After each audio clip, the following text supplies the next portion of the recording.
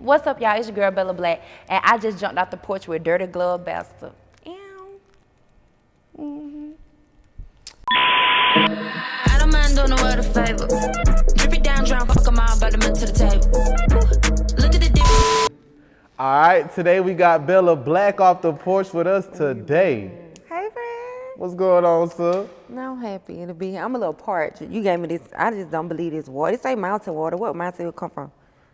The mountain of the bag.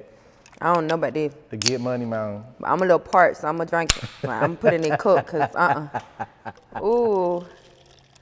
It's such a pleasure to have you on the porch with us today. It's a pleasure to be here, shit. Damn. For Okay. sure. So tell me, what would you say lesson-wise that you learned 2021 that you applying to 2022? You cannot have everybody in your circle. You cannot do that. And you have to be very, very, particular about, having certain people around when you see certain signs. Take heed to it, don't just keep letting shit, just linger around. You can't do that because people be crazy. Can't do that. So talk about coming up in the city of Atlanta. So, I've been in Atlanta 4 years. I'm from Blackley, Georgia, which is a small town. Blackley is like one middle school, one high, one elementary, everybody know everybody.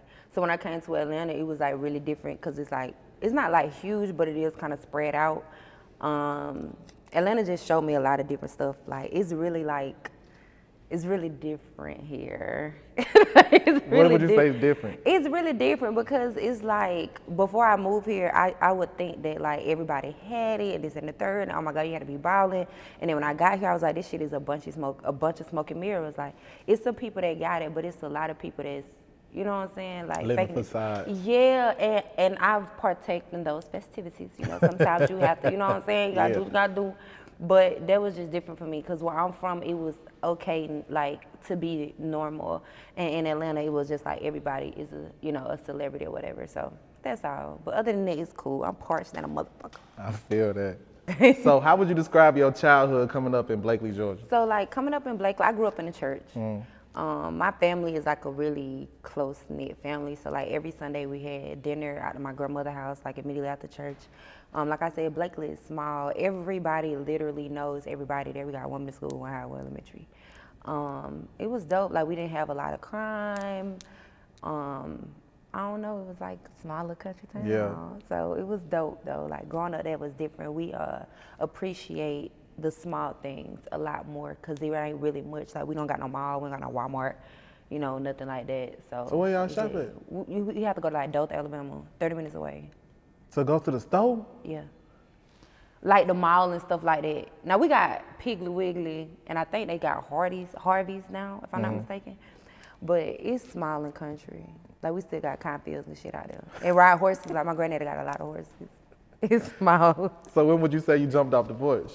I jumped off the porch when I was 15, 16. I was doing the most, friend. Well, you made me hot when you had asked that question. Oh, shit.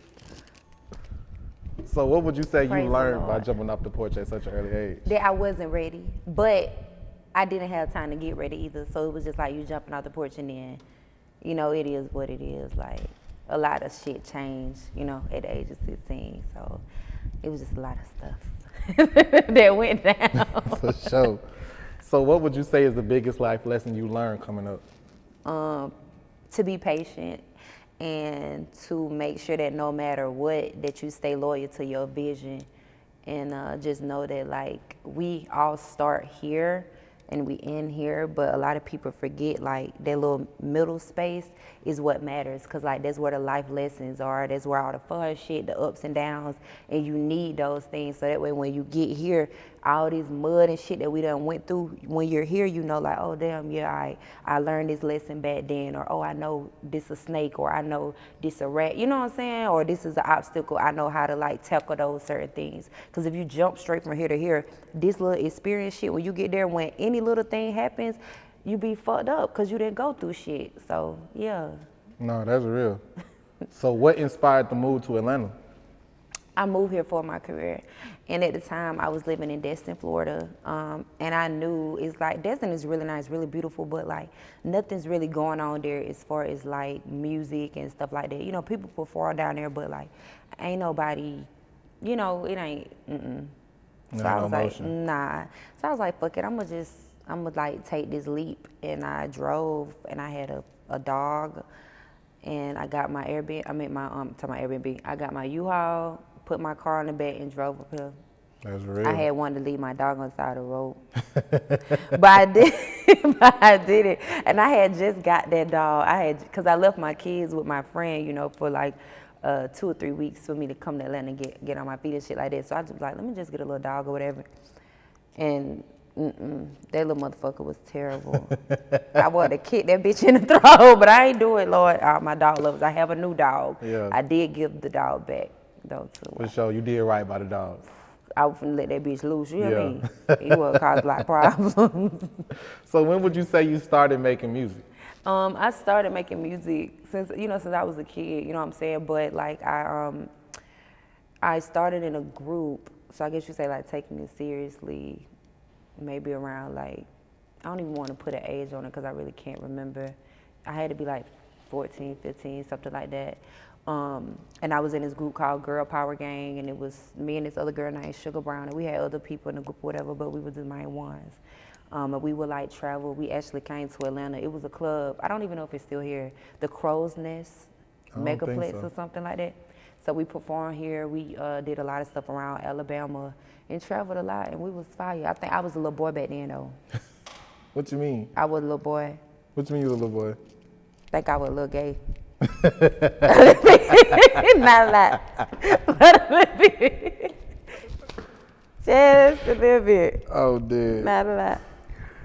So what motivated you to start making music? I didn't really have like a rough childhood, but I was very misunderstood as a child. I'm very misunderstood as a fucking adult now, but music like became my safe place, my diary. What really triggered it was my mom bought us this little karaoke machine, and Destiny Child had just came out with this like deluxe whatever, and my mama bought it for us, and then I was playing it, and then I would like sing and play church at the same time with my sister, mixing God up with fucking Destiny Child. I hadn't been doing it, but it was funny, and so we had a lot of fun, and I was like, I think I can like, it was just something like that I felt like I could picture myself just being on that microphone and, you know, just being in front of people, like the vision just started to be a little more clear, you know, so that's kind of how that went. That's real. So when would you say you decided to take it serious? When I'm literally like 2 weeks before I moved here. Like I was taking it serious, but I was like in and out type shit. You know how life get, you be like, fuck that shit, this shit ain't making me no money right now. You know what I'm saying? Yeah. Fuck that dream. But at the same time, I knew that this is what I was gonna be doing, but I did get weary, you know what I'm saying, between or whatever. So I guess you can say maybe around like 19, 20, something like that. That's real. And then my breakout song, like I was in a relationship with a dude, and that bitch had pissed me off, friend, and I had made a song. Yeah. And I was lying in the song, cause I wasn't dating nobody, but I was lying like I was. And I was like, I like the way this shit real up. So I was like, fuck that bitch, I'm finna keep writing, fuck that shit. And he got me put up. Yeah. And so I ain't gonna lie, like I take my hurt and anger and I don't know if that's okay. Like I don't know if that's okay, but like when stuff happens to me, that's like ammo, you know what I'm saying? Like I use that to push. So in the back of my head, I be like, I'm gonna make this motherfucker hurt. Whether it's the person that cut me off in traffic or a nigga that I used to date or an old teacher, you know, I just use all of that shit to like push me to go like 10 times farther. No, real, for real. Yeah. So let's talk about going viral on TikTok. Okay. How did you transition to TikTok? So during COVID, I was bored at the crib, couldn't do shit. And I thought that the world was finna end and God was taking us out. And I was like, you know, let me figure something out to do. So my producer was like, you should try to do TikTok. And I remember getting on there and getting like no likes. I was like, they ain't fucking with me up here. I'm not finna do this stupid ass shit. And I would call my producer, I'm like, bro, I'm not doing this shit. And so he was like, just stick to it. And so I did skits and all that. None of that shit worked. So one day, I just posted this random video starting at my feet and like going up to my head, and the video went viral. And so I was like, oh my God, we gotta do this shit again. So of course, you know, we'd be like, when shit working out, now you swear you damn, you have no, whoever the fuck, Halle Berry, Beyonce, You're like, oh yeah, this shit working. So I just kept doing it, and then my stuff just continued to go viral. And then I dropped my single Booty, and Booty just went crazy on TikTok, and that took me from 50,000 followers to 1 million from March of last year to October. By the time October the 1st was here, I was at 1 million followers. In March the 16th or the 17th, I was at 50K. And it just went crazy. So like just being consistent and finding a niche on TikTok. Like I see a lot of people doing a bunch of different stuff. That didn't work for me. What worked for me was like having a niche and then my single and coming up with that challenge and doing this shit like every day, all day, everywhere, in Walmart, wherever the fuck we was at, the dollar store, the hair store, barbershop, hair salon, wherever we were. Me and a few girls were always doing it, and then people just started to pick up on it, and that shit would get 20, 30 million, 40 million views. So That's what's up. yeah, then I had to start getting paid. I was getting richer than a motherfucker. They weren't paying me a lot though, but I was getting paid You for were making fun. some money. Yeah. So how did that make you feel to know that your hard work was finally starting to pay off? You want to know the honest God truth? Yeah. I still knew there was like more work to be done. So I celebrated it, but I still was like, okay, now how can I do this again? Like, can I do this again? Can I, can this be more? Like, how can I amplify it? So, but I was excited because that was like my first time ever really going viral on any platform. So That's real. yeah, it was dope. But that's not the only biggest thing you've done. You opened up for them likes of Young Dro, Future, 2 Chainz, etc. Yeah. So how does that make you feel like to know like you're a woman out here holding your own? That was dope. It was different, especially like opening up for them. It was just super different because like those were at the time some of the biggest crowds that I did and some of the biggest crowds that I worked with and performed in front of. And even to this day, I still get nervous before I go on stage. Like I completely shut down. I have to like pray and get my mind right and zone out. I have to go to this like euphoric place. And I only go to that place 3 times, like when I'm in the shower, when I'm writing, or whenever I'm about to perform. And so I have to like, it's like an out of body experience for me. So it was insane. That's real. It was dope. What was it like receiving the calls for those type of opportunities? I used to think it was all a lie. Like, I was like, these people playing with me. They're playing with me, but they wasn't, so it was dope. It worked out for Yeah. you.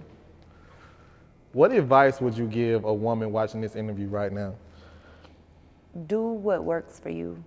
And like, don't compare yourself to the next woman. And don't compare yourself to the next nigga. And don't strive to be the best female artist. Just strive to be the best artist, period. Like, I hate to be put in a box. I hate when people like, oh, she a fire female artist. No, bitch. I'm a fire artist, period. Yeah.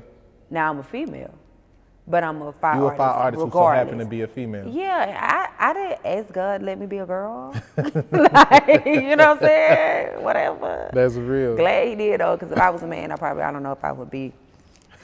What type of man you think I you'll don't be? know, friend. I just don't know. I don't know. I know I don't know. I ain't even gonna go that route because they're gonna try to blame me for talking like that. So I ain't doing it. So what is it that you want listeners to take from your music? That it's okay to talk about you. You know what I'm saying? It's okay to be vulnerable. It's okay to allow people to come into your world. They're gonna judge you anyways, you know what I'm saying? So like, just be you. Don't try to stick in or be stuck in a box. It's okay to do different shit, like, and never let anybody tell you, oh, that's not gonna work, because a lot of times they're only speaking on what's gonna work for them. You see what I'm saying? Yeah. Like, they don't know. I mean, it's something new every day. It's people go viral for the dumbest of shit every day. So like, don't never be stagnant. Don't ever be intimidated. Always do you. As long as you got faith in what you're doing, none of that other shit matters. Like, That's real. But let's talk about this new single, Watered Down.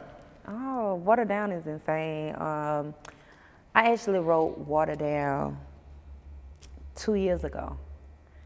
And this is when I knew that I was ahead of my time. You know, it's no reason that I wrote this motherfucking song 2 years ago and sat on it this long. But again, that goes into knowing timing, preparation, being patient, you know what I'm saying, shit like that. But Water Down was produced by my producer, Epic Pro. He's signed to Sony, Grammy-nominated, multi-platinum producer. And when I heard it, I knew that it was gonna require time, and I had to sit with that song And I rewrote that song a million times because I knew the message that I wanted to give, but at the same time, I wanted to make sure that people would receive it and that it was general enough that a child could understand it, but in code enough that if you know what I'm talking about, then you know what I'm talking about. So. No, Yeah. that's real. Yeah. How would you describe working with legendary producer Bangladesh?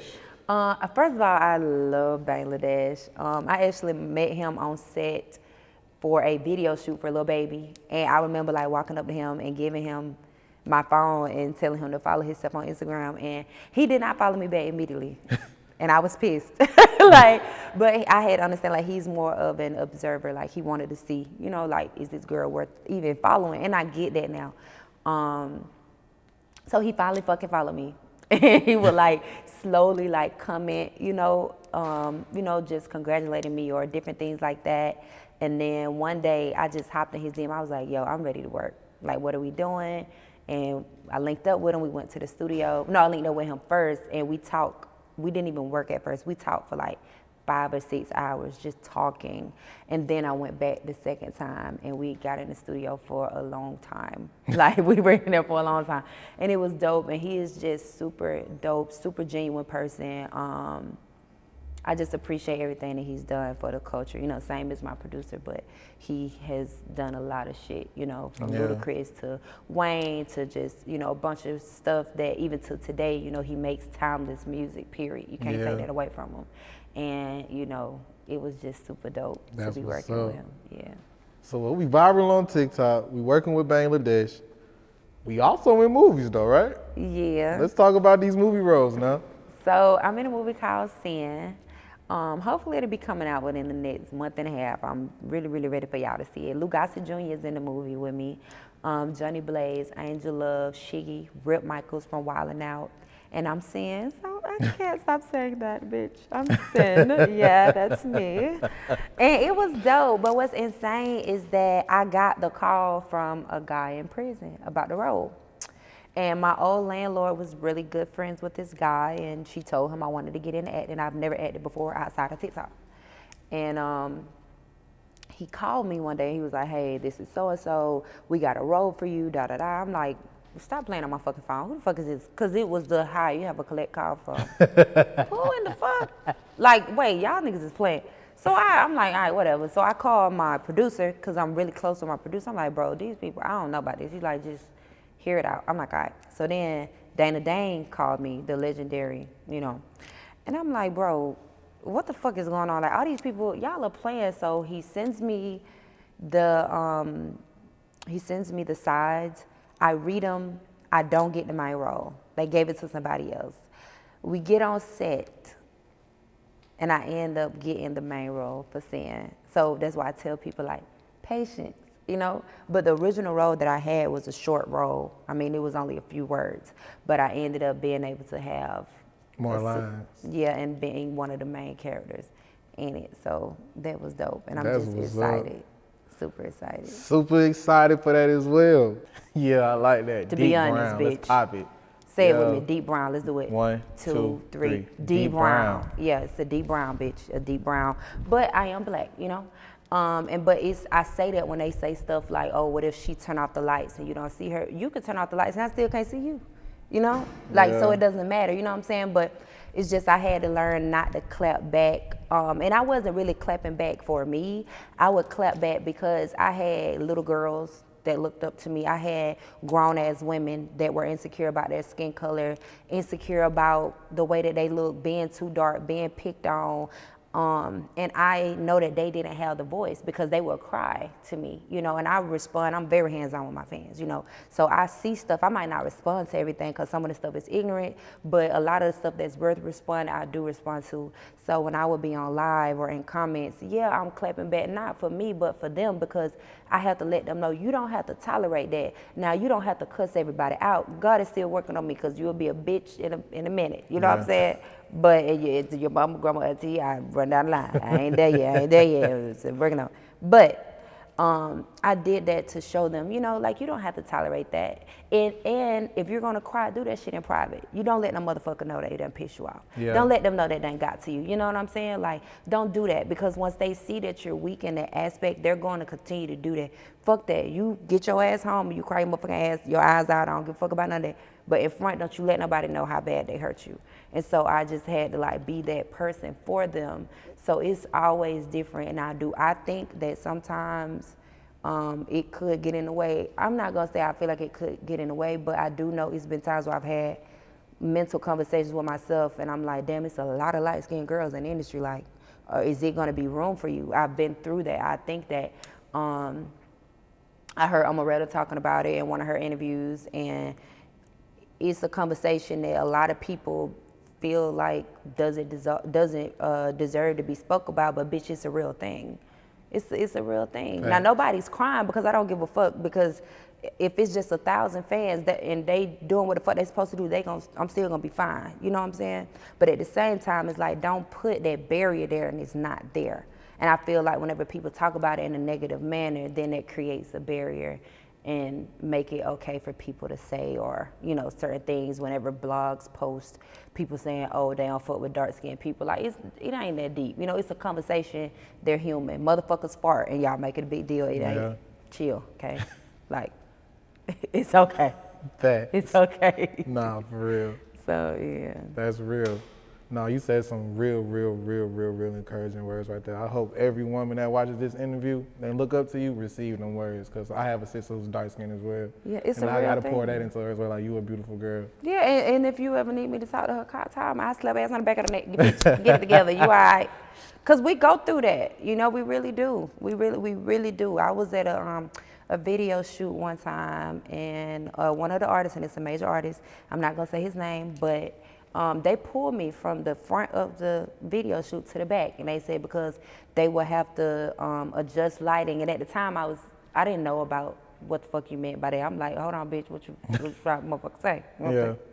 But what it was that it was a bunch of white girls, a bunch of brighter tone girls in the front, and they had already had the lighting set. And so I guess with me being right there, it probably threw it off a little more. I don't know about that kind of shit, but that did bother me a little bit. But I didn't let them know. But I did go to the bathroom, had to give myself a pep talk. Not to cry, but not to cuss them the fuck out. You know what I'm saying? Because bitch, what you fuck? Because, you know, people be mad when we don't understand stuff. Yeah. We be like, well, hold the fuck up. Then they explain, oh, okay. You still full of shit though, but all right, okay, whatever. So, yeah. So let's talk about your jewelry line. So I have a pearl line called Bella's Pearls. I make them myself, all handmade. So, minus the rings, like everything that you see me wearing, I made. All my jewelry. I don't have a separate page for it because I don't got that kind of time. But if y'all just go on Bella Blaq, my page, bitch, DM me. I will make you some motherfucking pearls. And I make men pearls too, because men be wearing pearls too. For sure. That So what shit else is you classy. working on? I'm working on that. I'm about to drop a new single that is insane. I have some exclusive news. I probably shouldn't even say this, but I'm gonna say it in a motherfucking way. I have a feature coming with Tank. I have a feature coming with Bambi, and I'm really excited about it. I've been writing for some dope artists, having conversations with a few major labels, and I'm just super excited. Like, a lot of things are working out finally, and I can honestly say, like, about 2 weeks ago, I was like, fuck it, this shit is taking a long time. You know, when you've been working that stuff for a long time, you be getting to looking a little different. Like, nah, I ain't not God now. You know, What's the hold up? yeah, what's the motherfucker hold up now? Done damn paid tithes and all, and then all right now, I ain't at the club no more. You better figure it out, cause you know. But you gotta keep the faith, yo. For sure. You do, and it be like that, right? When you about to give up, shit be like, It hit the fan hell for you. yeah. You be like, oh shit. And you be talking to God like, bro, I know you had me. Nah, bitch, you thought I didn't have you. Yeah, I did. I died at you, bro. But it's cool just for that one time. It's just cause thing got a little scratch. I've seen it, you know. For sure. Any last words and shout outs? Again, I want to give a shout out to my producer, Epic Pro. I want to give a shout out to my photographer, Zero. My kids, I love y'all. A crazy shout out to Lodo Gang. Every time I drop posters, y'all sell the motherfuckers out, bitch, and keep doing it because we got some hot motherfucking posters anyway. And it's LOTOGANG.com. And shout out to y'all, Dirty Glove Bastard, for having a real bitch on here. You know what I'm saying? sure. It's been a minute. What, friend? You just a little funny. No, you a lot of fun. Really? I don't be trying to I be love telling your that. personality. I swear to God, I don't know. Y'all be saying that. I just be. You be chilling. Yeah, Yeah. that's it. This you 25-8. Yeah. I like that. You think so? I love it. Might be a lot for some people, but I ain't for everybody. When you blow up, you gotta come back and fuck with me. I'm fucking with you. You going with me? I ain't going nowhere when we yeah. blow up. Yeah. We. Yeah, I like that. French. I speak French. Yeah, I because was you finna might. What say. happen if you do? And then I'm be like, nigga, don't fucking forget. I'm gonna sign this little thing too. I got you. Y'all need to paint over that so I can put my name in. I got We you, ain't gonna do it son. like that. We ain't gonna do it like that. This was amazing. I like the porch. Thank you, Miss Blaq. Don't y'all got a little rocket chair? Y'all got a rocket chair? No, we don't. We need one. Y'all need a rocket chair. Yeah. Y'all don't from the country. We rocket chair, little palm tree. Yeah. That means time supposed to go. But nah, we appreciate having you on the podcast. Thank you. This For was sure. dope. I don't mind doing the world a favor. Drip it down, drown, fuck 'em all, about to melt to the table. Look at the difference now, I ain't late.